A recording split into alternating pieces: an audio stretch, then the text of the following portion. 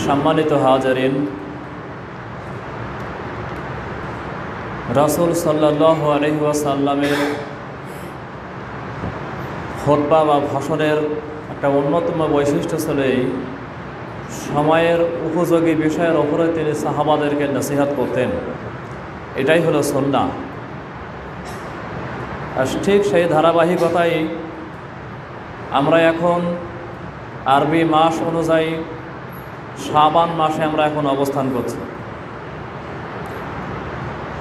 এবং শাবান মাসের প্রথমার্ধের শেষের দিকে এই শাবান মাসকে কেন্দ্র করে আমাদের মুসলিম সমাজে কিছু অতিরঞ্জিত এবং কিছু অতিরিক্ত এবাদতের নামে বেদাত সৃষ্টি হয়ে আছে।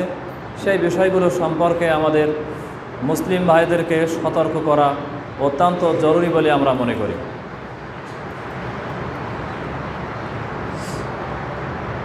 তো সেই প্রসঙ্গে কথা বলতে গেলে আমাদের চোখের সামনে ভেসে ওঠে নিসফে শাবানকে উপলক্ষ করে আমাদের মুসলিম সমাজে কি ধুমধাম ও অত্যন্ত আনন্দ সহকারে কিছু অতিরিক্ত ইবাদত করা হয়।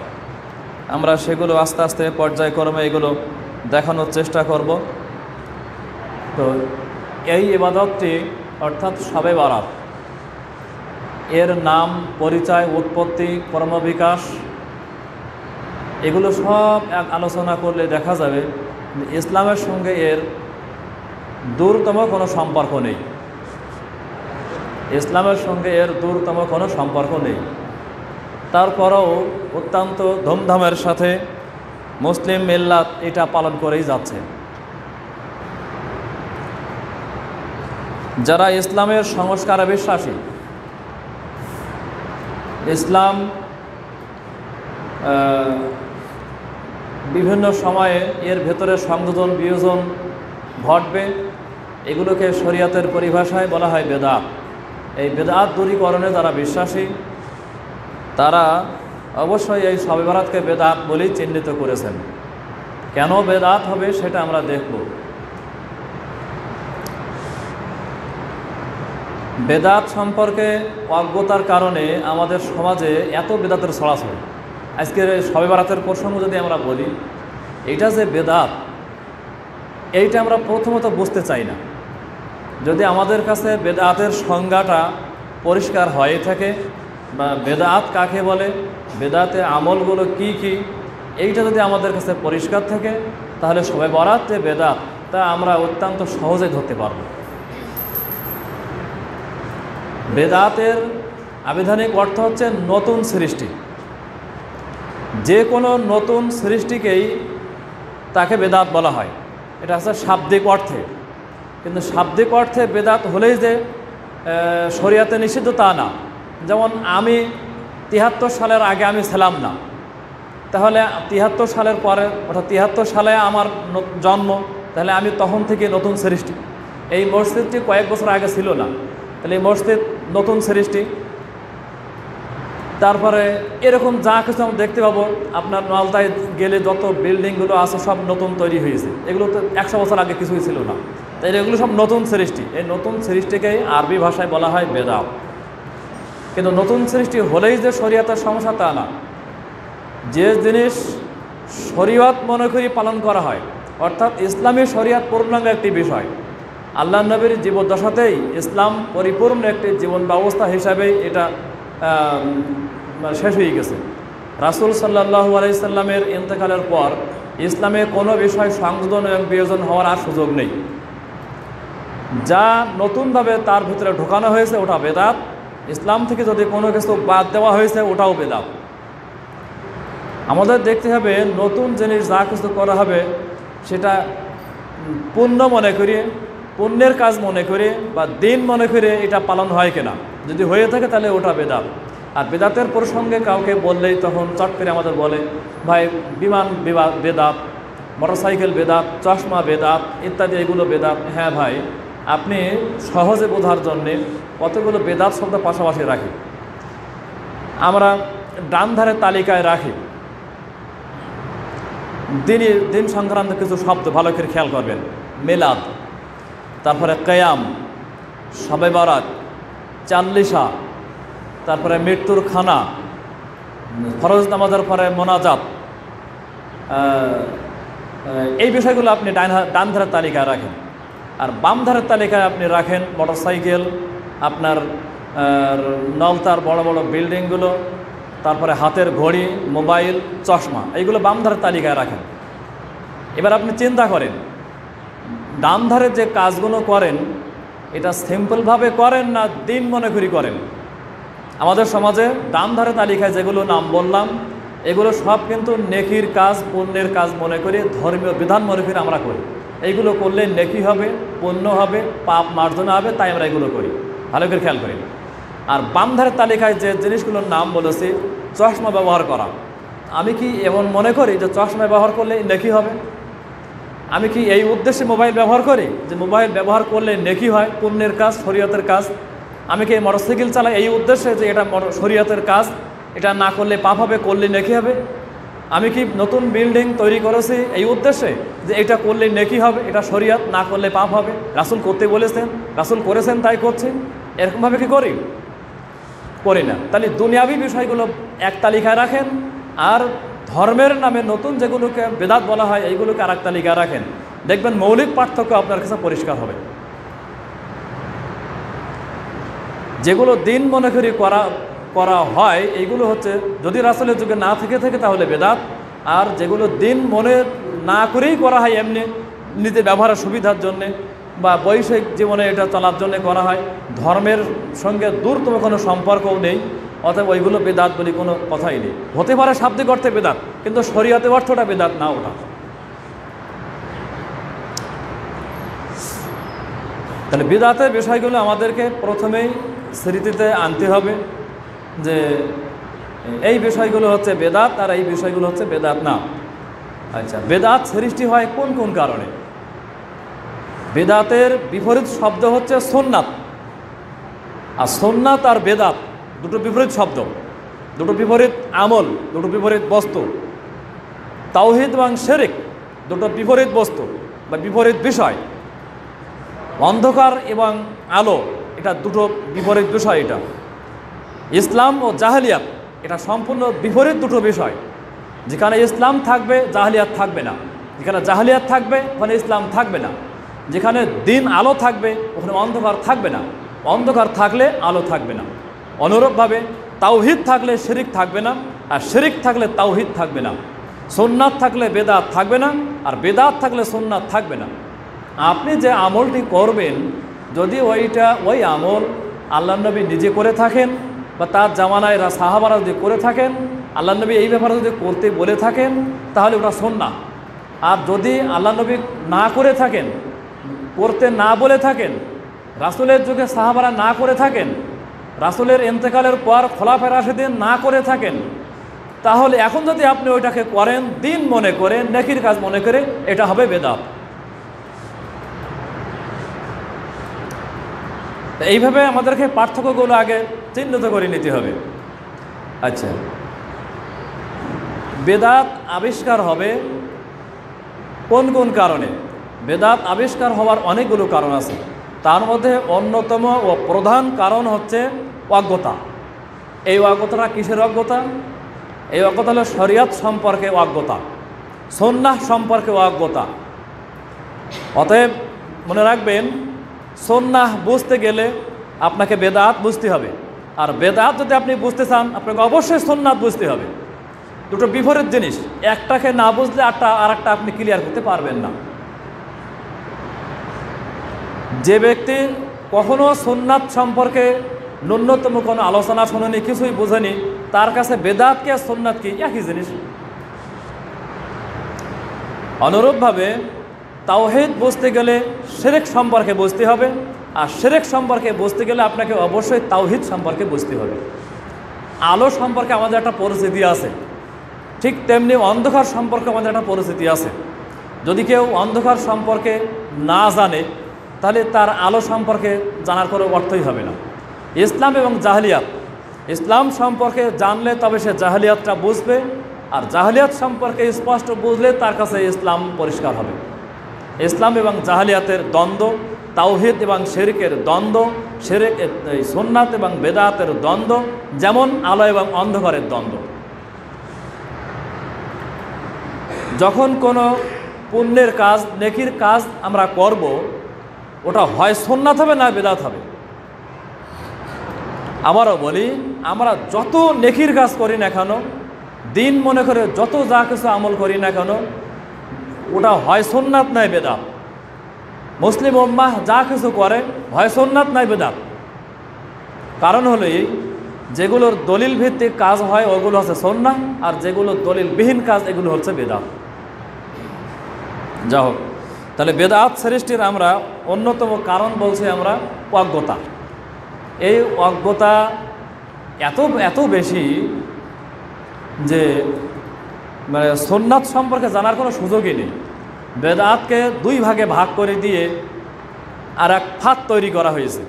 বেদাতকে দুই ভাগে ভাগ করে দিয়ে, অর্থাৎ যেটাকে আমরা বেদাত বলছি, ওইটাকে আবার উত্তম বেদাত বলে, অর্থাৎ পুণ্যের কাজ বলে ওটাকে আবার জায়েজ করে দেওয়ার চেষ্টা করা হয়েছে। হাদিস বলছে, রাসূল বলছেন, কুল্লু বেদাতিন যালালাহ, প্রত্যেক বেদাতই হচ্ছে ভ্রষ্টতা। আর আমরা বলছি বেদাত দুই প্রকার, উত্তম বেদাত আর নিকৃষ্ট বেদাত। এখন তাদের যদি বলা হয় যে উত্তম বেদাত কোনগুলো আর নিকৃষ্ট বেদাত কোনগুলো, তখন কিন্তু আর পার্থক্য করতে পারবে না। আর উত্তম বেদাতের মধ্যে যেগুলোকে সামিল করবে, এবার যদি প্রশ্ন করা হয় এইগুলোকে আল্লাহ নবী করেছিলেন, আল্লাহ নবীর যুগে কি এগুলো ছিল, তখন উত্তর আসবে হ্যাঁ, তাদের দলিল হবে জাল হাদিস। আল হাদিস আর জাল হাদিস, এটাই হচ্ছে আর এক সমস্যা। 2 নম্বর কারণ হলো প্রবৃত্তি ও খেয়াল খুশির অনুসরণ। সমাজের নেতৃস্থানীয় মানুষ, এটা রাজনৈতিক ব্যক্তিও হতে পারে, আবার ধর্মীয় ব্যক্তিও হতে পারে। 2 শ্রেণীর মানুষ, খেয়াল রাখবেন সবসময়ের জন্য, 2 শ্রেণীর মানুষ। সমাজের যত অনাচার এই 2 শ্রেণীর মানুষ দ্বারা পালিত হয়। যেগুলো ধর্মীয় অনাচার, ওগুলো ধর্মীয় ব্যক্তিত্বদের মাধ্যমেই প্রতিফলিত হয়। আর যেগুলো বিজাতীয় অনাচার, অর্থাৎ ধর্মের বাইরে অনাচার, ওগুলো রাজনৈতিক ব্যক্তিদের মাধ্যমে ওরা প্রতিফলিত হয়। তাই প্রবৃত্তি ও খেয়াল খুশির অনুসরণ, যেগুলো ধর্মের আদলে নতুনভাবে খেয়াল খুশি প্রবৃত্তির অনুসরণে মন চাইছে একরকম পদ্ধতি আবিষ্কার করে আপনার ছেড়া ইবাদত মনে করে চালিয়ে দিচ্ছে। এখন বর্তমানে ইউটিউবের যুগে ইউটিউব সার্চ দিলে বা এমনি নেটে মাঝে মাঝে প্রায় আসে, দেখবেন কত রকমের জিকিরের পদ্ধতি। এটা আপনারা অবশ্যই যারা নেট ব্যবহার করেন, অ্যান্ড্রয়েড সেট ব্যবহার করেন, তারা এগুলো দেখতে পান। এগুলো হলো তাদের সব নিজেদের কল্পিত আবিষ্কৃত এই পদ্ধতি। এগুলো আল্লাহ রসুলের পদ্ধতি না এগুলো। আচ্ছা, বুজুর্গদের অন্ধ অনুকরণ।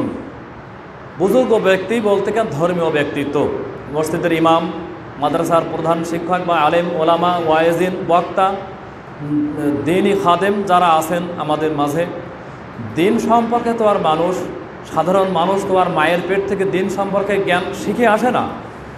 আর আমাদের দেশের শিক্ষা ব্যবস্থায় এমন না যে সেখানে একজন মানুষ ইবতদায়ী বা প্রাইমারি অথবা মাধ্যমিক অথবা উচ্চ মাধ্যমিক অথবা কলেজ লেভেল কিংবা বিশ্ববিদ্যালয় পাশ করে আসলে সে ইসলাম সম্পর্কে যে ভালো একটা সম্যক ধারণা লাভ করবে, সে সুযোগ তো নেই। তাহলে ইসলাম সম্পর্কে তাদের জানতে বুঝতে হলে সমাজের মানুষ কাদের কাছে যায়? সমাজে যারা নেতৃস্থানে ধর্মীয় ব্যক্তি তাদের কাছে যায়। তারা হয় কোনো মাদ্রাসার শিক্ষক, নতুবা কোনো মসজিদের ইমাম, অথবা কোনো বক্তা বা খতিব ইত্যাদি এ ধরনের মানুষের কাছে। আর সমাজের এই ধরনের মানুষ যারা আছে, এদের অধিকাংশই, আমি 100% বলবো না, অধিকাংশই হলো আপনার মানে কোরআন হাদিসের বক্তব্য একরকম, আর তাদের কালচার হচ্ছে আর এক রকম, তাদের আমল আকিদা সম্পূর্ণ আর এক রকম, এদের সঙ্গে মেলানো যাচ্ছে না। ফলে এই বুজুর্গদের অন্ধ অনুকরণ করতে যেয়ে মানুষ বিভ্রান্ত হয়, এই বিদাতের সঙ্গে তারা জড়িয়ে পড়ে। এখন তারা চিন্তা করে যে এত বড় একজন বক্তা, এত বড় একজন আলেম, ইনি মসজিদের খতিব, দীর্ঘদিন যাবৎ খুতবা দিয়ে এসছেন, এমনকি অনেকে বলি ফেলেন ইনি এত বড় একজন হাজী সাহেব মানুষ, যার বিশাল অর্থ আছে, সুন্দর সুন্দর পোশাক পরেন, হজ করে এসছেন, সমাজে ভালো তার একটা অবস্থান আছে, কিন্তু তিনি ইসলাম সম্পর্কে কতটুকু জানেন, পড়াশুনো করেছেন, এটা আমাদের বিবেচ্য বিষয় নয়। ফলে তার কাছে যে আমরা ইসলাম সম্পর্কে জানার চেষ্টা করি, তো তিনি সমাজে প্রচলিত যে নিয়ম ধর্মে হিসাবে প্রচলিত আছে তার আদলেই তিনি কথা বলেন, মানুষ তাই বিশ্বাস করে। আচ্ছা, বিজাতীয় অনুকরণ। বিজাতিদের ইহুদি, খ্রিস্টান, মাজুস বা অগ্নি মূর্তি পূজক যারা পৌত্তলিক, মুশরিক, এদের অনুকরণ করতে যে আমাদের সমাজে বহু রকমের বেদাত আমাদের সমাজের ভেতরে প্রবেশ করেছে। তার মধ্যে বিজাতির অনুকরণ করতে যে ধরেন রাজনৈতিক এবং সামাজিক নেতারা যে বিভিন্ন দিবস পালন করে, এগুলো হচ্ছে সব বৈষয়িক বেদাত। এগুলো আজকেরও তার মধ্যে অন্যতম একটা দিন। যারা বিশেষ করে শিক্ষা প্রতিষ্ঠানে চাকরি করেন তারা আজকের বিষয়টা বুঝতে পারছেন কত বড় কঠিন দিন আজকে। তারপরে আনন্দ উপভোগ করা, এটা একটা কারণ হয়ে দাঁড়ায়। আনন্দ উপভোগ, সুরিলা কণ্ঠে যখন ওয়াইজেনরা বক্তব্য দেন বা একটা ফজিলতের বয়ান দেন এবং এই করলে এই হবে ইত্যাদি বলে যখন অত্যন্ত মধুরভাবে আকর্ষণীয় করে ভঙ্গিমা যখন উপস্থাপন করে, তখন মানুষ ওটাকে ইসলাম হিসাবে ভাবতে থাকে। কিন্তু আসলেই প্রকৃত ইসলামের সঙ্গে যে এর কতটুকু সম্পর্ক সাধারণ মানুষ কিন্তু আর খুঁজে তলিয়ে দেখার সুযোগ আর তারা পায় না, তারা প্রয়োজনও মনে করে না। আর এগুলোর পিছনে অল্প শিক্ষিত, অর্ধশিক্ষিত এবং অন্ধ অনুকরণ প্রিয় আলেমদের কিছু হাতিয়ার রয়েছে, তা হচ্ছে জাল হাদিস। মানুষ ভাবতেই পারে না হাদিস আবার জাল হয়, রাসূলের হাদিস কখনো জাল হয়। কথা সত্য, আল্লাহর নবী থেকে যা প্রমাণিত ওই হাদিস জাল হওয়ার কথাই না, কিন্তু হাদিস তো আল্লাহর নবীর নামে তো জাল হয়। হাদিস কি ইসলামের অন্যতম দ্বিতীয় শ্রেষ্ঠ মূল্যবান কি একটি বিদ্যা নয় কি? তাহলে এত মূল্যবান একটি বিদ্যা ইসলামের শত্রু যারা, তারা ওইটাকে ভেজাল করার চেষ্টা করবে না, এটা আপনি কীভাবে ভাবলেন? ভেজাল করার চেষ্টা এটা রাসূলের যুগের পরে থেকেই এটা আরম্ভ হয়েছে, বরাবরই হয়েছে। আমাদের কাছে আজকের কোরআন যেভাবে এসেছে, এইটা কিভাবে কোরআন সংকলন হয়েছে, কীভাবে নাজিল হয়েছে, কীভাবে সংকলন হয়েছে, কীভাবে লিপিবদ্ধ হয়েছে, আর কিভাবে আমাদের কাছে এসেছে, একটা দীর্ঘ ইতিহাস রয়েছে। এটা অবশ্যই আমাদের জানা দরকার। অনুরূপভাবে হাদিস আল্লাহ নবী যখন বলতেন তখন সাহাবারা কিভাবে সংরক্ষণ করতেন, তারপর তাদের কাছ থেকে তাদের পরবর্তী প্রজন্ম কিভাবে সংরক্ষণ করেছে, তারপর তাদের পরবর্তী প্রজন্ম কীভাবে সংরক্ষণ করেছে, এর একটা দীর্ঘ ইতিহাস আছে। আজকের আমাদের প্রিন্টের যুগ, এই যে প্রিন্ট মিডিয়া, আমাদের কোনো ব্যক্তি, ইসলামী ব্যক্তিত্ব যা কিছু ভাবেন সেগুলো লিখেন, প্রিন্ট করেন, বই আকারে বেরিয়ে আসে, তার নিজে হাতে প্রুফ দেখার সুযোগ থাকে। কিন্তু আল্লাহ নবী এই হাদিসগুলো তো নিজে নিজে লিখে যাননি। আল্লাহ নবী বলতেন, সাহাবারা মুখস্থ করতেন, লিখে নিতেন, শিক্ষা দিতেন, আমল করতেন। এভাবেই তার পরবর্তী প্রজন্ম এভাবে করতে করতে আমাদের কাছে এসে হাজির হয়েছে। তো হিজরি দ্বিতীয় বা তৃতীয়, প্রথম শতাব্দী থেকেই, তারপর দ্বিতীয় তৃতীয় হিজরি শতাব্দীতে এসে এই হাদিসগুলো সব পুস্তক আকারে লিপিবদ্ধ হয়েছে। ততক্ষণে বেশ কিছু সময় অতিবাহিত হয়ে গেছে। এর মধ্যে অনেক মানুষ এই হাদিসকে জাল করার চেষ্টা করেছে। আর অতন্ত্র প্রহরী কিছু মুহাদ্দিস, কিছু না, এটা বৃহৎ সংখ্যক মুহাদ্দিস, তারা এই রাসূলের প্রকৃত হাদিসকে খুঁজে বের করার জন্য এক হাদিস বিজ্ঞান তারা তৈরি করে ফেলেছে। কিভাবে এই যাচাই বাছাই করে এই হাদিস কোনটা আল্লাহ নবীর আর কোনটা আল্লাহ নবীর না, আর কোনটা মানুষ তৈরি করেছে, কোনটা আবিষ্কার করেছে, সব যাচাই করার জন্য এই বিদ্যা তৈরি হয়ে আছে। ধরেন সহিহ বুখারী লিখিত 300 হিজরির পরে সেই সময়ের হাদিস। আপনি সহিহ বুখারী আমাদের কাছে এখন যেটা আছে, ওই মূল কিতাবের চারিধারে দেখবেন ছোট্ট ছোট্ট অক্ষরে আরবি বা উর্দু ভাষায় হাসিয়া লেখা আছে। এই হাসিয়াগুলো হচ্ছে হাদিস বর্ণনাকারী সাহাবাদের জীবনী, সব ওর ভেতরে লেখা আছে। এটাকে বলা হয় আপনার এই হাদিসের ওটা রাবিদের জীবনী ওখানে লেখা আছে। ওখানে হাদিস সংরক্ষণের ক্ষেত্রে কোন হাদিস যারা বর্ণনা করেছেন তাদের জন্মসাল, মৃত্যুসাল, এখান থেকে নিয়ে তাদের ব্যক্তি চরিত্র, জীবনে কখনো মিথ্যা বলেছেন কিনা ইত্যাদি সব কিছু বিশ্লেষণ তাদের জীবনীতে লেখা থাকে। এভাবে বিশ্লেষণ করে চলে এসেছে হাদিস শাস্ত্র। আর এইভাবেই হতে হতে হতে হতে আমাদের কাছে এসেছে। এখন এই হাদিস শাস্ত্রের সম্পর্কে যখন বলা হয় তখন এক শ্রেণীর মানুষ বলে রাসূলের হাদিস কি জাল হতে পারে? তাদের কাছে প্রশ্ন হচ্ছে, এই নবী কি ভণ্ড হতে পারে? তা নবী যদি ভণ্ড না হবে তাহলে ইসলামের ইতিহাসে এই যে 8 জন 10 জন 12 জন 14 জন এই যে ভণ্ড নবীদের ইসলামের ইতিহাসে পড়ানো হয়, এরা কারা? নবী যদি ভণ্ড হতে পারে তাহলে রাসূলের হাদিস কেন জাল হবে না? নবী যদি ভণ্ড হওয়া যেমন সহজ, রাসূলের হাদিস জাল হওয়া তার থেকে আরও সহজ। হয়েছেও ঠিক তাই। ভণ্ড নবীর আবির্ভাব যেমন হয়েছে, ঠিক তেমনি রাসূলের নামে বিকৃত করে হাদিস জালও করেছে মানুষ প্রচুর পরিমাণে। সেই সময়ে হাদিস যখন সংকলন হয়েছে, সেই সময় সবচেয়ে বেশি হাদিস জাল হয়েছে কুফা নগরীতে। আচ্ছা, আমাদের এই ভূমিকা বিজাতীয় অনুকরণ ইত্যাদি এই বিষয় পর্যন্ত আনার পরে আমরা এবার দেখব যে ইসলাম বিজাতীয় অনুকরণ করতে কোন কোন বিষয় নিষেধ করেছে, অথবা আমরা ইসলামকে জানার জন্য দেখব যে কোন কোন বিষয়ে অনুকরণ করা আমাদের জন্য সিদ্ধ নয়। এই বিষয়গুলো পরিষ্কার করে নিয়ে তারপরে আমরা মূল বক্তব্যে ফিরে যাব। এক, আকীদাগত বিষয়। একমাত্র ইসলামী আকীদা ছাড়া অন্য কোনো ধর্ম ও আদর্শের আকীদা অনুকরণ করা কোনো মুসলিম মিল্লাতের কোনো সদস্যের জন্য এটা বৈধ নয়।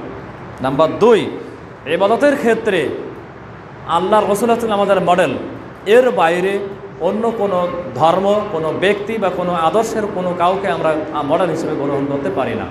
ইবাদতের জন্য পূর্ণাঙ্গ মডেল হচ্ছেন আমাদের আল্লাহর নবী। রাসূল সাল্লাল্লাহু আলাইহি সাল্লামের প্রেরণের উদ্দেশ্য যদি আমরা বুঝতে না পারি তাহলে বেদাত কিন্তু আমরা আদৌ বুঝতে পারবো না। নাম্বার 3, লেবাস এবং পোশাকের ক্ষেত্রে কোনো মুসলিম অন্য কোনো জাতির লেবাস পোশাকের অনুকরণ করবে, এটা হতে পারে না। মুসলিমদের পোশাক দেখলেই চেনা যায়। পোশাক বা লেবাসধারী একজন মুসলিম, তাকে দেখলেই চেনা যাবে। তার মুখের দাড়ি গোফগুলো বেশ ছোটো ছোটো করে ছাটা কাটা থাকবে, মাথার চুলগুলো থাকবে পরিপাটি অবস্থায়, তার গায়ের পোশাকগুলো থাকবে মার্জিত, অন্য কোনো ধর্মীয় সাদৃশ্য তার থাকবে না, গিটের নিচে পরিধান করা থাকবে না, ইত্যাদি বিষয়গুলো দেখলে একজন মুসলিমকে এক নজরে সহজেই চেনা যায়। কিন্তু এখন আমাদের মুসলিম পরিবারের ছেলেগুলো দেখেন যে স্টাইলে চুল কাটে, এইটা হলো আমাদের মুসলিম কোনো ব্যক্তিত্বের অনুকরণ না। এটা হলো বিজাতি বিদেশিদের, ইহুদি, খ্রিস্টান, মাজুস বা মুশরিক, এদের অনুকরণে আমাদের যুবক ছেলেরা সব সেই স্টাইলে চুল কাটে, সেই স্টাইলে প্যান্ট পরে, সেই স্টাইলে পোশাক পরে, সেই স্টাইলে মানে ক্লিন সেভ হয়, সব কিছু তাদের সেই অনুকরণ করছে। কিন্তু এগুলো মোটেই সিদ্ধ নয়, জায়েজ নয়। তারপরে আকার আকৃতিতে গেল। আকার আকৃতি হলো এই যে চুল চুল কাটা যেগুলো বললাম এইগুলো। তারপরে ঈদ ও পালা পার্বণ, উৎসব ও উদযাপন ইত্যাদি এই বিষয়গুলো, অনুষ্ঠানগত বিষয়গুলো আমরা বাইরের কারণ অনুসরণ করতে পারি না। কিন্তু এইবার আমরা ফিরে আসি মূল জায়গায়। ঈদ ও পালা পার্বণ এবং উৎসব উদযাপন, এইখানে আমরা ঢুকে পড়েছে আমাদের হলো এই শবে বরাতের বেদাত। এই শবে বরাতটা হলো অন্যের অনুকরণে আমাদের মাঝে ঢুকে পড়েছে। সেটা কিভাবে? দেখেন, অনুষ্ঠানগত বিভিন্ন বিষয় রয়েছে। আনুষ্ঠানিকতার দিক থেকে আমাদের সমাজে এমন কিছু অনুষ্ঠান রয়েছে বেদাত হিসাবে পরিচিত, সেইগুলো কোনো না কোনো ধর্মের সাথে তার সাদৃশ্যতা প্রায় রয়ে গেছে। সবগুলো বলবো না, অনেকগুলো বিষয় এরকম আছে। যেমন আপনার যীশু খ্রিস্টের জন্মদিন। যীশু খ্রিস্টের জন্মদিন এটা হলো 25শে ডিসেম্বর। এইটা সম্ভবত গুড ফ্রাইডে বলে পরিচিত, বড়দিন, খ্রিস্টানদের বড়দিন হিসাবে এটা তারা পালন করে আসে। সেই যিশুর জন্মের পর থেকেই যারা তার ধর্ম বিকৃত করে খ্রিস্টান ধারণ করেছে তারা এই জন্মদিন পালন করে। এই যিশুর জন্মদিনের অনুকরণে মুসলিমদের ভেতরে প্রবেশ করেছে ঈদ এ মিলাদুন্নবী। ঈদ এ মিলাদুন্নবী ঠিক যেভাবেই পালন করা হয়, যিশুর জন্মদিন খ্রিস্টানরা ওইভাবেই পালন করে। ইসলামে কোনো ব্যক্তির জন্মদিন, মৃত্যুদিন বা বিশেষ কোনো দিন প্রতিপালন ইসলামে এটা বৈধ নয়, কোনো দিবস পালন ইসলামে বৈধ নয়। আচ্ছা, তারপরে আমাদের হিন্দুদের রামলীলার অনুকরণে মুসলিম সমাজে প্রবেশ করেছে তাজিয়া মুহাররম, যেটা অবশ্য শিয়ারা পালন করে থাকে, তারা তো মুসলিম বলে দাবি করে। তো তাজিয়া মুহাররম হিন্দুদের রামলীলার সঙ্গে তাদের সাদৃশ্যতা আছে। নাম্বার 3, এই যে দেওয়ালি, এটা ওই মূর্তি পূজা মুশরিক হিন্দুদের দেওয়ালি একটা অনুষ্ঠান রয়েছে, তাদের ধর্মীয় উৎসব। সেই উৎসবের অনুকরণে আমাদের দেশে মুসলিম সমাজে প্রবেশ করেছে শবে বরাত। শবে বরাত পালনের সামাজিক চিত্র, আলোকসজ্জা ইত্যাদি ধুমধাম আনন্দ মুখর পরিবেশ, এর সঙ্গে হিন্দুদের দেওয়ালি অনুষ্ঠানের সঙ্গে সাদৃশ্যতা রয়েছে অনেক অনেক। যেগুলো সুন্নাত, এইগুলো সুন্নাতি কোনো আমল আপনার বিজাতীয় কোনো ধর্মের সঙ্গে সাদৃশ্য আপনি পাবেন না, একটা দূরতম কোনো সম্পর্ক পাবেন না। এছাড়া রাজনৈতিক ও সামাজিকভাবে বিভিন্ন দিবস পালন, ইসলামের দিবস পালন যদি এতই গুরুত্বপূর্ণ বিষয় হতো, তাহলে এই আপনার যেদিন ওয়াহি সূত্রপাত হয়েছিল সেদিনটা অত্যন্ত গুরুত্বপূর্ণ একটি দিন হতো, কোরআন নাজিলের শুরুর দিন। কিন্তু কোরআন নাজিল কোন দিন শুরু হয়েছিল এই দিনটাই হচ্ছে ধোঁয়াশা, একবার অ্যাকুরেট দিন কিন্তু অজ্ঞাত। তারপরে যেদিন বদরের যুদ্ধে মুসলমানরা জয়লাভ করেছিল সেদিন, মানে ইসলাম টিকবে কি টিকবে না, ইসলাম টিকে গেল, এই দিনটা কত গুরুত্বপূর্ণ ছিল তা তো কোনো দিন আল্লাহ নবী পালন করেননি। আল্লাহ নবীকে যেদিনকে মক্কা থেকে হিজরত করে মদিনা যেতে হয়েছিল, এইটা কত বেদনাবেধর দিন ভেবে দেখেন দিন। সে দিনটা কি শোক হিসেবেও কি পালন করার কোনো সুযোগ আছে? নেই। বদরের যুদ্ধে 70 জন সাহাবা মারা গেল, শহীদ হলেন, ইসলামের বড় বিপর্যয়। সেই দিনকে উপলক্ষ করে কোনো শোক দিবস, কোনো দোয়া অনুষ্ঠান, কোনো কিছুকে ইসলামে বৈধ করা হয়েছে? করা হয়নি। তারপরে এইভাবে ধরেন বদরের যুদ্ধে আমির হামজার মতন আমিরুশ শুহাদা, তিনি মারা গেলেন, শহীদ হলেন, এত বড় একজন জালিলুল কদর সাহাবা, তারপরেও কিন্তু সেই দিন উপলক্ষে, সেই ব্যক্তির মৃত্যুদিন উপলক্ষে কোনো কিছু ইসলামে নেই। যেদিন আল্লাহ রসুল মারা গেলেন সেদিন কেউ কোনো শোক দিবস বা কোনো কিছু করে সাহাবারা কেউ কিন্তু কোনো কিছুই করেননি। ইসলামের প্রত্যেকটি বিষয় আছে এরকম গুরুত্বপূর্ণ, কিন্তু কোনো দিবস পালন ইসলামে বৈধ করা হয়নি। একদিনের জন্য কোনো দিবস পালন বৈধ করা হয়নি। কোনো ব্যক্তির কোনো বিশেষ কোনো ঘটনাকে এইভাবে স্মরণ করার জন্য ইসলাম এত গুরুত্ব দেয়নি। ইসলাম যা গুরুত্ব দেয়নি তা আমরা মানব না। আমাদের জীবনের সব কিছুর মূল মানদণ্ড, মাপকাঠি হচ্ছে ইসলাম। শবে বরাত যে আমাদের দেশে পালিত হয়, এর ভিত্তিগুলো কি কি? আমরা 4-5-6টা ভিত্তি এখানে দাঁড় করাবো। এই ভিত্তির উপরেই শবে বরাত দাঁড়িয়ে রয়েছে। তা দেখলে তাহলে এতক্ষণে যা এই 6টা বিষয় বলতে পারলে তখন আমাদের পরিষ্কার হবে যে শবে বরাত মানে যে ভ্রান্ত একটা বিষয় আরও পরিষ্কার হবে। 1 নম্বর বিষয় হচ্ছে শবে বরাত সম্পর্কে অমূলক ধারণা আছে কিছু। অমূলক ধারণার মধ্যে 1 নম্বরে আমরা নিয়ে আসবো নামকরণ। এর নাম আরবি শব্দ দিয়ে যদি করা হয় তাহলে লাইলাতু নিসফে মিন শাবান, অর্থাৎ অর্ধ শাবানের রাত্রি। অর্ধ শাবানের রাত্রি একটা দিন বা সময়, মুহূর্ত, এই সময়ের বিশেষ ফজিলত, এই সময়কে কেন্দ্র করে আমাদের এই যত কিছু। আর একটা শব্দ আছে আরবিতে লাইলাতুল বারাআত, অর্থাৎ মুক্তির রাত। নামগুলোও দেখেন, লাইলাতুল বারাআত অর্থাৎ মুক্তির রাত।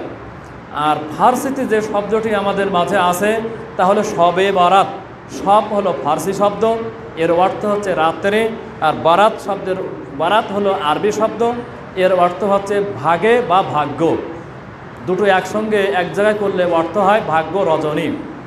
আর এই ভাগ্য রজনী হিসাবে আমাদের দেশে প্রতিপালিত হয় লাইলাতুন নিসফে মিন শাবান, শাবানের অর্ধ শাবানের মধ্যরাত্রি। এইটাকে সেই ভাগ্য রজনীর মুহূর্ত বলেই সারা দেশের মানুষকে বোঝানো হয়েছে। কারা বোঝাইছে? ইসলামী ব্যক্তিত্ব। কারা বোঝাইছে?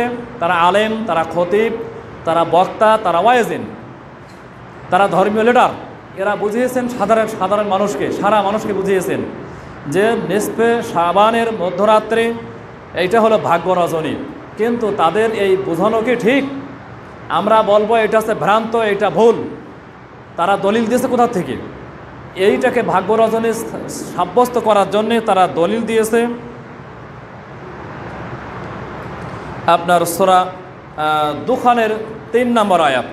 সেখানে আল্লাহ বলছেন ইন্না আনজালনাহু ফি লাইলাতিন মুবারাকাতিন ইন্না কুন্না মুনজিরিন, আমি উহা অবতীর্ণ করেছি বরকতময় রজনীতে। উহা বলতে আল কোরআন। আনজালনাহু ফি লাইলাতিন মুবারাকাতিন। আচ্ছা, আনজালনাহু এখানে হু বলতে কোরআন বোঝানো হচ্ছে কিভাবে? সহজ একটা সূত্র মনে রাখবেন। কোরআনে যে যে সূরার শুরুতে হরফে মুকাত্তাআত আছে, যেমন আলিফ লাম মিম র, তারপরে তহা, তারপরে ইয়াসিন, নুন, কফ ইত্যাদি, এই ধরনের যে বিস্তীর্ণ বর্ণগুলো আছে, এর পরে পরেই কোরআন সম্পর্কে বর্ণনা দেওয়া হয়েছে সব জায়গায়। এটা ভালো করে খেয়াল করবেন। এখানেও ঠিক তাই বলা হয়েছে, হামিম ওয়াল কিতাবিল মুবিন। হামিম বলার পরে বলা হচ্ছে ওয়াল কিতাবিল মুবিন, সুস্পষ্ট কিতাবের শপথ। ইন্না আনজালনাহু, আমি উহা এই সুস্পষ্ট কিতাব অবতীর্ণ করেছি ফি লাইলাতিন মুবারাকাতিন, বরকতময় রজনীতে। তাহলে এইখানে যদি বরকতময় রজনী এ পর্যন্ত ঠিক আছে, এখন বরকতময় রজনী বলতে তারা এবার নিয়ে যাচ্ছে ওই নিসফে মিন শাবান। তাহলে আমরা এখন দেখব যে কোরআন অবতীর্ণ হয়েছে কোন কোন মাসে। কোরআনের সূরা বাকারায় স্পষ্ট, শাহরু রমাজান আল্লাযী উনজিলা ফীহিল কোরআন। কোরআন অবতীর্ণ করা হয়েছে রমজান মাস, তা তো ওই মাস যে মাসে কোরআন অবতীর্ণ করা হয়েছে। শাহরু রমাজান আল্লাযী উনজিলা ফীহিল কোরআন। আরবি 12 মাসের মধ্যে একটি মাসের নাম কোরআনে আছে, তা হচ্ছে রমজান মাস। সেই শব্দটা হচ্ছে এখানে আছে।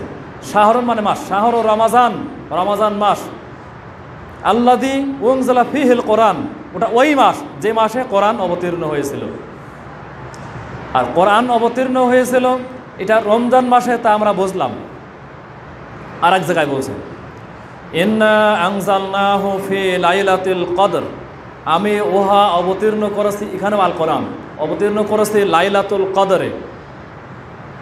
তো লাইলাতুল কদর এটা কখন হয়? এটা তো দেবালকের মতন সকল মুসলিমের কাছে পরিষ্কার। তো লাইলাতুল কদর হচ্ছে রমজান মাসের শেষ দশকের যে কোনো এক বিজল রজনীতে। এটা তো অন্য কোনো জায়গায় খুঁজলেও পাওয়া যাবে না। তাহলে বরকতময় সেই রজনী, তা হলো ওই লাইলাতুল কদর, সেটা হলো রমজান মাস, রমজান মাসের শেষ দশকের কোনো এক বিজল রাত্রির ঘটনা তা। আর ওই রাত্রি হলো, ওইটাই হলো শবে কদর, যাকে আমরা উর্দু ফার্সিতেই বলে থাকি। শবে কদর আর লাইলাতুল কদর একই জিনিস। লাইলাতুল কদর আরবি শব্দ, আর শবে কদর হচ্ছে ফার্সি শব্দ, একই বিষয়। আচ্ছা, কদর শব্দের অর্থ হচ্ছে ভাগ্য, তাকদীর।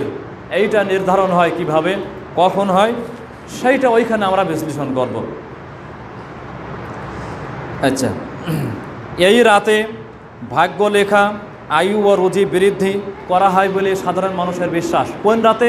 ওই ভাগ্য রজনী। আর ভাগ্য রজনী বলতে আমাদের দেশের আলেমরা ব্যাখ্যা দিয়েছেন, তা হলো নিসফে মিন শাবান, ওই শাবান মাসের ওই সবে বরাত যাকে বলছে আমরা, সেই রাত্রিকে বলা হচ্ছে।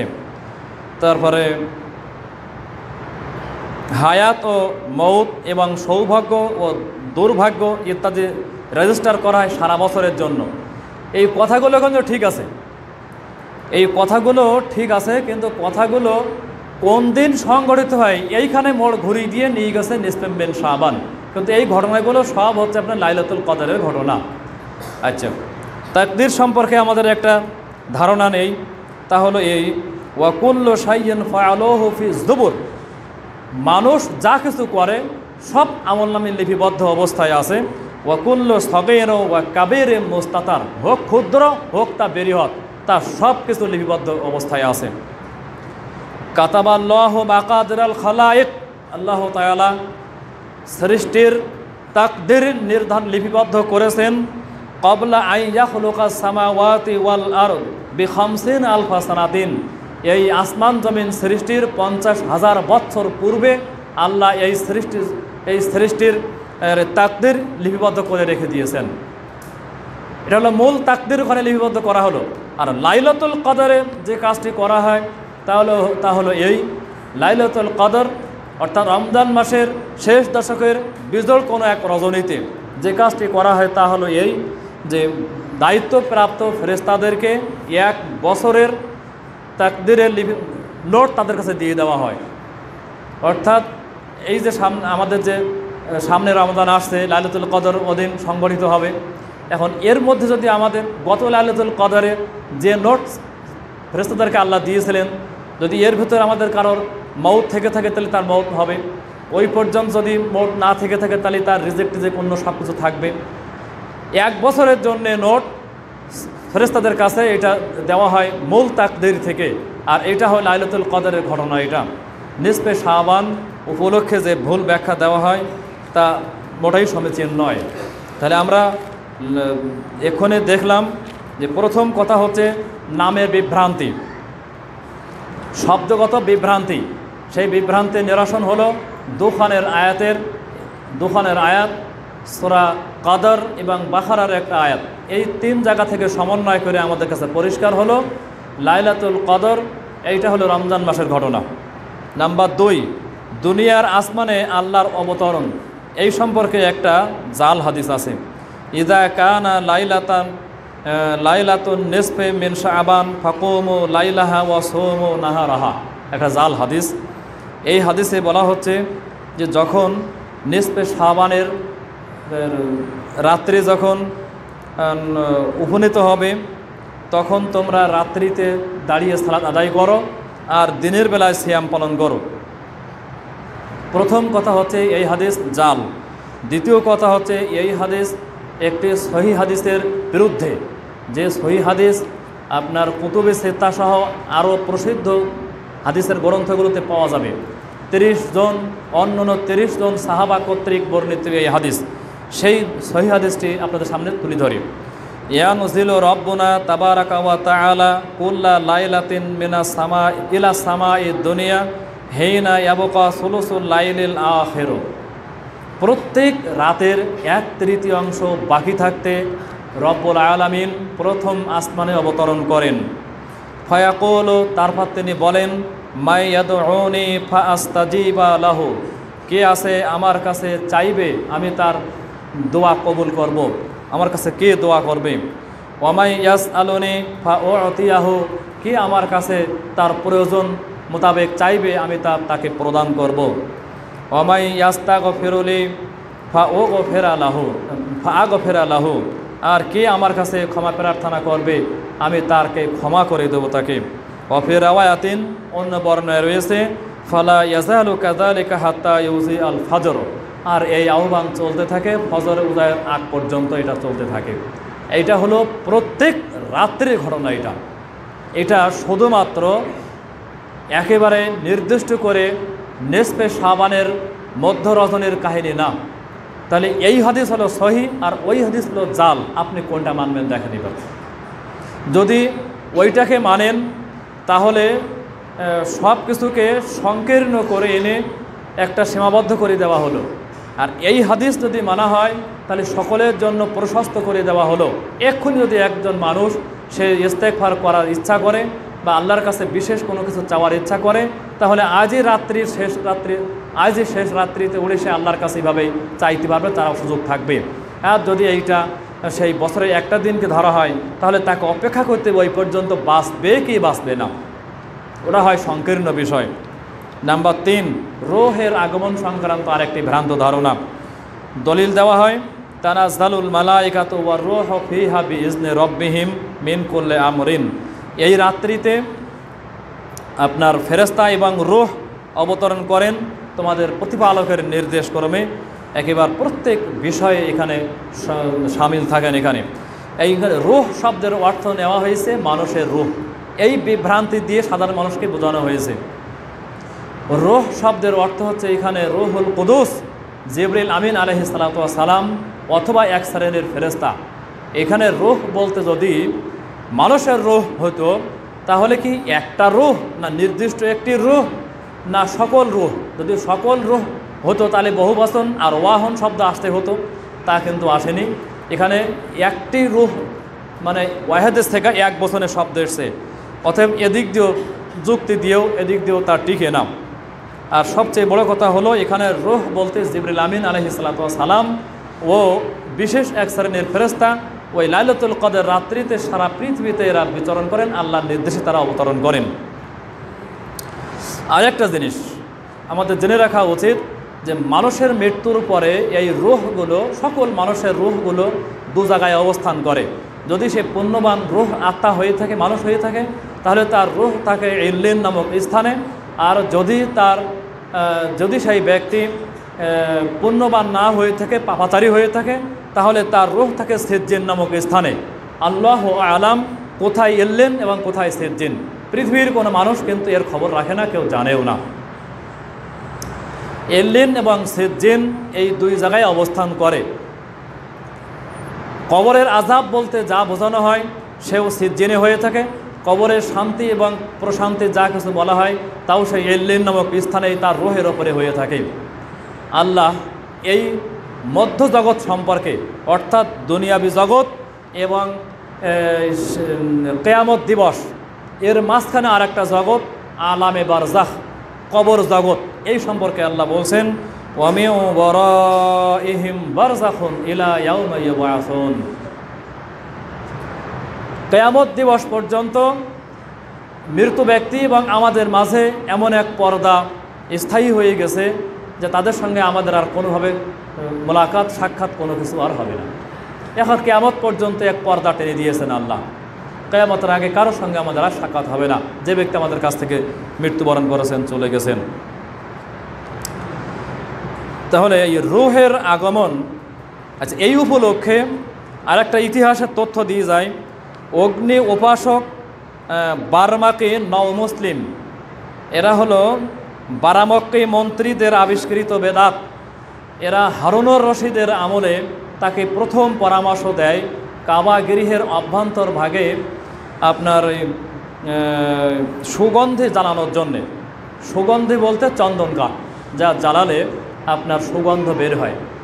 দেখেন, তারা ছিল জাতিতে আকীদাগতভাবে তারা ছিল অগ্নি উপাসক, অর্থাৎ আগুনের পূজা করে তারা, তাদেরকে অগ্নি উপাসক বলা হয়। কোরআনে তাদেরকে বলা হয়েছে মাজুস। এদের আদি নিবাস হলো ইরান, বর্তমান যে ইরান, তখন পারস্য নামে ছিল। এখানে এদের এই ইরান ছিল, অধিকাংশ মানুষ ছিল সব অগ্নি উপাসক, এদেরকে মাজুস বলা হয়েছে। তো এরা যখন কেউ কেউ ইসলাম গ্রহণ করলো, কিন্তু আকীদা তো রাতাদিনই একেবারে চেঞ্জ সবার হয় না। পূর্বে সে আকীদা তাদের ভেতরে ছিল। তারা প্রভাবশালী ব্যক্তি হয়ে হারুনুর রশিদের কাছে যেয়ে তারা পরামর্শ দিল যে এই কাবার ভেতরে এই সুগন্ধি জ্বালানোর জন্যে, তা হলো আপনার এই চন্দন কাঠ। তাতে কি হলো, তাদের যে ইলাহ, তাদের যে দেবতা অগ্নি, সেটাকে অন্তত সুকৌশলে কাবার ভেতরে প্রবেশ করানো তো হলো। তাদের একদিক দিয়ে স্বার্থ তাদের হাসিল হলো। আচ্ছা, চতুর্থ নাম্বার বিভ্রান্তি, তা হলো কবর জিয়ারত। এই সম্পর্কে বলা হয় যে এই রাতে আপনার মা আয়েশা সিদ্দিকা রাদিয়াল্লাহু তাআলা আনহু রাসূল সাল্লাল্লাহু আলাইহি সাল্লামকে এক রাতে খুঁজে পাচ্ছিলেন না, ফলে তাকে খুঁজতে লাগলেন। খুঁজতে খুঁজতে যে তাকে জান্নাতুল বাকিতে যে পেলেন। আমাদের দেশে যাকে জান্নাতুল বাকি বলা হয়, ওর নাম কিন্তু জান্নাতুল বাকি না, ওর নাম হচ্ছে বাকিউল গারকাত, কবরস্থান। ওইখানে যে আল্লাহ নবীকে পেলেন। তো আল্লাহ নবী পিছনে যেয়ে যখন আয়েশা দাঁড়ালেন, তখন আয়েশাকে উদ্দেশ্য করে রাসূল সাল্লাল্লাহু আলাইহি সাল্লাম বললেন যে, দেখো আয়েশা, এই কল্প গোত্রের এই ছাগল ভেড়ার যে পাল রয়েছে, এদের গায়ে যত লোম আছে তার থেকেও অধিক সংখ্যক মানুষকে আজকের রাতে ক্ষমা করে দেওয়া হয়। এখন এই একটা হাদিস, জাল হাদিস, এইটা চালিয়ে দেওয়া হয়েছে। তাহলে তো বিশাল ব্যাপার, বহু মানুষকে এখানে ক্ষমা করে দেওয়া হয়। প্রশ্ন হলো এই হাদিস জাল। প্রশ্ন হলো এই যে ওই দিন যদি এত ফজিলতের বিষয় হয়ে থাকবে, তাহলে আল্লাহ নবী মাগরিবের সালাতে, ইশার সালাতে সাহাবাদের কাউকে বললেন না এত বড় ফজিলতের কথা। আয়েশাকেও বললেন না, উনি একা একা চলে গেলেন সেখানে এই কবর জিয়ারতের উদ্দেশ্যে, এবং সেটা করলে সবাইকে মাফ করবে। যদি এত ফজিলতের বিষয় হতো, তাহলে আল্লাহ নবী এটা অবশ্যই গোপন করতেন, সবাইকে জানিয়েই দিতেন। এটা আর একটা যৌক্তিক একটা কথা একটা আর কি। এই রাতে আমাদের বিশ্বাস যে আমাদের মৃত ব্যক্তির রূহগুলো ছাড়া পেয়ে তারা পৃথিবীতে চলে আসে, অথচ একটু আগেই দেখালাম যে তারা পৃথিবীতে আসতে পারে না। আমাদের দেশের ভ্রান্ত বিশ্বাস হয়েছে কিছু মানুষের, কেউ যদি আত্মহত্যা করে মারা যায়, তাহলে তাকে যেখানে দাফন করা হয় ওই রাস্তা দিয়ে আর কেউ হাঁটে না। কেন? ও স্বপ্ন দেখাচ্ছে অমুককে ভয় দেখাচ্ছে, ওখানে গেলে এই দেখে সেই দেখে। মানুষের বিশ্বাস এরকম যে যারা আত্মহত্যা করে ওদের কবরে জায়গা হয় না, ওরা গাছের ডালে ডালে ঘুরে বেড়ায় আর মানুষকে স্বপ্ন দেখায়, ভয় দেখায় ইত্যাদি। ভ্রান্ত বিশ্বাস, খবরদার বিশ্বাস করবেন না, এগুলো বিশ্বাস করলে ঈমান থাকবে না। আত্মহত্যা একটা কাবিরা গুনাহ, নামাজ না পড়া যেমন কাবিরা গুনাহ, আত্মহত্যাটা কাবিরা গুনাহ। তো কাবিরা গুনাহ করেছে তা কী হয়েছে? তারও আত্মা থাকবে, তারও রূহ থাকবে ওই সিজ্জিনে, সেখানে তার শাস্তি হোক যা হোক সেখানেই হচ্ছে। কোনো মানুষ মৃত্যুর পরে গাছের ডালে ঘুরে বেড়ানো, কাউকে স্বপ্ন দেখানো, ভয় দেখানো এই কাজটা করতে পারে না, এই এখতিয়ার কাউকে দেওয়া হয়নি। তাহলে এই দিন উপলক্ষে আমাদের পূর্বপুরুষদের কারোর স্বামী, কারোর পিতা, কারোর মাতা, কারোর দাদা, কারোর দাদি ইত্যাদি, কারোর ছেলে, কারোর মেয়ে যারা মারা গেছে, তারা এই দিন তারা ছাড়া পেয়ে বাড়িতে আসে, এসে তারা দেখে যে কী করতে চায়। ভ্রান্ত বিশ্বাস, এই ভ্রান্ত বিশ্বাস থেকে আমাদের ভ্রান্ত বিশ্বাসগুলোকে আমাদেরকে ধর্মের লেবাস পরে সাধারণ মানুষের মাঝে প্রতিষ্ঠিত করে এইগুলো উদযাপন করা হয় আমাদের সমাজে একবার বহল তবিয়তে।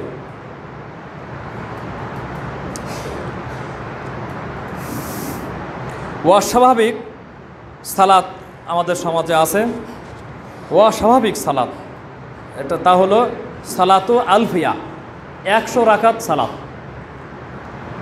100 রাকাত না 1000 রাকাত সালাত। এই সালাতের প্রত্যেক রাকাতে 10 বার করে সূরা ইখলাস পড়া হয়। বিশেষ পদ্ধতিতে এই সালাত আদায় করা হয়। তার আগে এই সালাত আদায়ের জন্যে সন্ধ্যা রাত্রিতেই সবাই গোসল করে। আর গোসলের ফজিলত সম্পর্কে বলা হয়েছে যে প্রত্যেক ফোঁটায়, অর্থাৎ ওই দিন উপলক্ষে ওই সালাত আলফিয়া পড়ার জন্যে কেউ যখন গোসল করবে, তো গোসল করার পরে মাথার চুল তো বসবে না, টোফাই টোফাই পড়বে। এই টোফরাই পড়লে কি হবে? এতে কি পরিমাণ নেকি আছে? আপনার 20টি হজের নেকি, 20 বছরের ইবাদত, আর এই রোজার জন্য অগ্রপশ্চাৎ 2 বছরের রোজার নেকি তাদের আমলনামে লিপিবদ্ধ করা হয়। এই সমস্ত বানোয়াট ফজিলতগুলো বর্ণনা করে মানুষকে এ সমস্ত কাজের দিকে উদ্বুদ্ধ করা হয়। তো আর গোসলের প্রত্যেক ফোঁটা পানির বিনিময়ে 700 রাকাত নফল সালাত আদায়ের নেকি লেখা হয়। তাহলে মানুষ ছুটবে না কেন?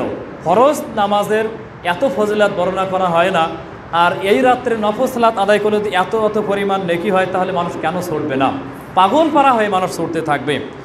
আচ্ছা, আর বালা মুসিবত দূর করা, আয়ু বৃদ্ধি করা আর অভাব মুক্ত করার নিয়তে স্পেশাল আলাদা 6 রাকাত সালাত এই রাতে আদায় করা হয়। আর সূরা ইয়াসিন সহ বিভিন্ন কাল্পনিক দোয়া, জিকির ইত্যাদি পড়া হয়। এখন আপনারাও সম্ভবত একসময় এসব কাজগুলো করেছেন। এখন আপনাদের এলাকার আলেমগুলো যতটা আপনাদেরকে বোঝাতে পেরেছে, আপনারা সেগুলো করেছিলেন। আর এক এলাকার আলেমরা তাদেরকে যেগুলো বোঝাতে পেরেছে তারা সেগুলো করেছে। এভাবে এলাকা ভিত্তিক, যেহেতু এগুলো অথেন্টিক কোনো দলিল নেই, তাহলে স্থানীয়ভাবে তাদেরকে যেভাবে বোঝাতে পেরেছে তারা ঠিক সেভাবে তারা আমল করেছে। এই সমস্ত বিষয়ে কত ফজিলত আমার মনে হয়, আমরা তো এগুলো বই টই পড়ি তাই আমরা উদ্ধার করে নিয়ে আসি। আমার মনে হয় বাস্তবে আপনারা এর সঙ্গে জড়িত ছিলেন, আমার থেকে আপনারা এগুলো অনেক বেশি জানেন কী পরিমাণ ফজিলতের বর্ণনা আপনাদের সামনে দেওয়া হয়েছে। আচ্ছা, সূত্রপাত কোথা থেকে হয়েছিল এটা? মাকহুল, খালেদ বিন মাদান আর লোকমান বিন আমের, এরা হলো শামের সুফি তাবি ছিল। এরা কোনো এক সময় এই কয়েকজন ব্যক্তি কোনো এক সময় হঠাৎ করে এক রাত্রি জেগে আপনার ইবাদত করতে থাকে। তাদের দেখে উদ্বুদ্ধ হয়ে সাধারণ মানুষ তাদের সঙ্গে সঙ্গ দেয়। কিন্তু মদিনা মুনাওয়ারার আলেমরা তখন বরাবরই এদেরকে বিরোধিতা করেছিল। বহু কাজে মদিনার আলেমরা বরাবরই বিরোধিতা করেছিল। তার মধ্যে অন্যতম একটা কাজ হচ্ছে এখানেও তারা বিরোধিতা করেছিল না। এইটা আবিষ্কার হয়েছিল বাইতুল মুকাদ্দাসে 448 হিজরিতে। 352 বছর এই বেদাত চালু ছিল। তারপর 800 হিজরিতে এটা বন্ধ হয়। কিন্তু সেই আপনার ইরান তোরান পেরিয়ে ভারতবর্ষের দেওয়ালি মার্কা মুসলিমদের মধ্য দিয়ে সেই অনুষ্ঠান সবে বরাত আমাদের বাংলার জমিনে এটা স্থায়ীভাবে শেকড় গেড়ে বসে আছে। এ আর সরানো সম্ভব হচ্ছে না স্থায়ীভাবে। আর আছে এই সম্পর্কে দিনের বেলা সিয়াম সম্পর্কে, যা আগে আলী বর্ণিত হাদিসে আমরা উল্লেখ করেছি, রাতের নামাজ আর দিনের বেলা সিয়াম রাখার জন্য যে জাল হাদিস, এই উদ্বুদ্ধ হয়েই মানুষ জাল হাদিসগুলো পালন করে থাকে। আর আমরা বাস্তবে দেখতে পাচ্ছি এই দিন ছুটি ঘোষণা করা হচ্ছে এবং মহা ধুমধামে সমস্ত মসজিদগুলোকে এগুলো আগরবাতি জ্বালানো, তারপরে লাইটিং করা, তারপরে শোডাউন দেওয়া, যা কিছু করা, হালুয়া রুটি তৈরি করা ইত্যাদি মেলা কিছু করা হচ্ছে। হালুয়া রুটি সম্পর্কে আর তথ্য দেওয়া হয় যে আল্লাহ নবীর ওহদের যুদ্ধে দাঁত ভেঙে গিয়েছিল, শক্ত খাবার খেতে পাচ্ছিলেন না, তাই নতুন নরম খাদ্য খেয়েছিলেন। আমরা তার সমবেদনায় এই হালুয়া রুটি তৈরি করে নিজেরা খাই, অন্যদের মাঝে বিতরণ করি। প্রসঙ্গ হচ্ছে এই যে শাবান মাসের 15 তারিখে হালুয়া রুটি খাচ্ছেন, শাবান মাসের পরে হচ্ছে রমজান মাস, তারপরে হচ্ছে শাওয়াল মাস। শাওয়াল মাসের 11 তারিখে ওহদের যুদ্ধে আল্লাহ নবীর দাঁত ভেঙেছিল, আর তার কতদিন আগে আমরা এই সমবেদনা জ্ঞাপন করছি। এই দিনের সঙ্গে এর সঙ্গে তো কোনো দূরতম কোনো সম্পর্ক নেই। তাহলে শবে বরাতের আনুষ্ঠানিকতা আমাদের দেশে বুঝতে পারছি, যা শরীয়তের সঙ্গে এর কোনো সম্পর্ক নেই। এখন আমাদের করণীয় কি? এই মাসে করণীয় হলো আল্লাহ নবী যা করতেন তা হলো এই একটা হাদিস আয়েশা থেকে বর্ণিত, ওমা রাআইতু রাসূলুল্লাহ সাল্লাল্লাহু আলাইহি ওয়াসাল্লাম ইস্তাকমালা সিয়ামা শাহরিন কত ইল্লা রমজান ওমা রাআইতুহু ফি শাহরিন আকসারা মিনহু সিয়ামান ফি শাবান। আল্লাহ রাসূলের স্ত্রী আয়েশা সিদ্দিকা রাদিয়াল্লাহু তাআলা আনহা বলছেন যে রমজান মাস বাদ দিলে শাবান মাস ছাড়া এত অধিক নফল সিয়াম পালন করতে আমি আল্লাহ রাসূলকে দেখিনি। অর্থাৎ শাবান মাস, এই রমজান মাসের পরে শাবান মাসই হচ্ছে আপনার নফল সিয়ামের জন্য অতিরিক্ত নফল সিয়ামের মাস। এটা কিসের জন্যে? রমজান মাস আসছে, দীর্ঘ 1 মাস একটানা সিয়াম পালন করতে হবে। সেক্ষেত্রে পরিশ্রমের জন্য একটু প্রস্তুতিমূলক শাবান মাসের প্রথম অর্ধে একটু বেশি বেশি সিয়াম পালন করে, এটা একটা সুন্নাহ। যদি কোনো ব্যক্তি আয়ামে বীজের সিয়াম পালনে অভ্যস্ত থাকে তাহলে তিনি প্রত্যেক মাসের 13, 14, 15 হিসাব করে এই শাবান মাসেও 13, 14, 15 তিনি আয়ামে বীজের সিয়াম পালন করতে পারবেন। সেই হিসাবে একটা রোজা এই শবে বরাতের বিদাতের রোজার সঙ্গে মিলে যেতে পারে। তাহলে তখন কি হবে যে আপনি রাখছেন আয়ামে বীজের সুন্নাত সিয়াম, আর আপনার এক ভাই তিনি পালন করছেন নিসফে শাবানের বিদাতি শবে বরাতের সিয়াম। আপনি পাবেন পুণ্য আর ইনি পাবেন নেক পাপ। পার্থক্য হচ্ছে এই। যদি কারোর এমন হয়ে থাকে যে মাসের 3টা অনিয়মিত সিয়াম পালন করবেন, সেই হিসাবে এই দিন আপনার কোনো সুবিধাজনক দিনই ইনি সিয়াম পালন করতে পারেন। ইন্নামাল আমালু বিন্নিয়াত। যদি শবে বরাতের নিয়ত যদি না থাকে তাহলে কোনো আপত্তি নেই, কিন্তু শবে বরাতের নিয়ত যখন আপনি পালন করবেন তখন ওটা বেদাতে পরিণত হবে, তখন ওটা হবে আপনার পণ্ডশ্রম হবে, তা আমরা করব না। এছাড়া আর বিশেষ কোনো ফজিলাত, বিশেষ কোনো ইবাদত এই উপলক্ষে আর ইসলামের শরীয়তে নেই। এখন সামনে রমজান মাস, রমজান মাসে আমাদেরকে প্রস্তুতি নিতে হবে, এই হচ্ছে আমাদের বিষয়। রমজান মাস আসলে রমজান মাস সম্পর্কে আমরা অন্য প্রসঙ্গে কথা বলার সুযোগ যদি আল্লাহ দেন তাহলে আমরা বলবো। তাহলে নিসফে শাবান সম্পর্কে উৎপত্তি, কর্ম, বিকাশ, এটা যে ধর্মের সঙ্গে কোনো সম্পর্ক নয় এবং এই মাস আমাদের করণীয় ইত্যাদি বিষয় মোটামুটি বিস্তারিত বলা হলো। আল্লাহ আমাদেরকে সম্মতি দিন, তৌফিক দান করুক। আমরা যেন বেদাত থেকে দূরে থাকি, সুন্নাতের উপরে আমরা আমল করতে পারি, প্রতিষ্ঠিত থাকতে পারি।